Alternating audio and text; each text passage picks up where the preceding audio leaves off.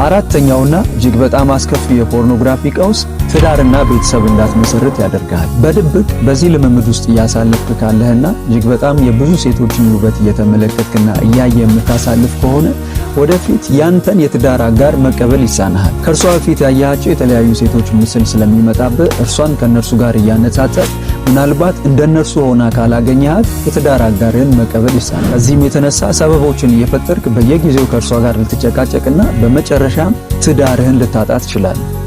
ፖርኖግራፊ በህይወታችሁ ላይ የሚያስከትላቸው ቀውሶች እኚህ ብቻ አይደሉም። ጭንቀት፣ ድብርት፣ አለማስተዋል፣ የስሜት መለዋወጥ፣ የመርሳት ችግር፣ መሰላቸት፣ ከማህበረሰቡ ጋር አለመጣጣም፣ ለሌሎች ሱሶች መጋለጥ፣ እኚህን የመሳሰሉ እጅግ በጣም ብዙ ቀውሶችን ፖርኖግራፊ በህይወታችሁ ላይ ያስከትላል። ስለዚህ ይህንን በማወቅ ራሳችሁን ከፖርኖግራፊ እንድትጠብቁ፣ በዚህ ልምምድ ውስጥም ያላችሁ ሰዎች ደግሞ ከዚህ ልምምድ ራሳችሁን እንድታርቁ ላለሁ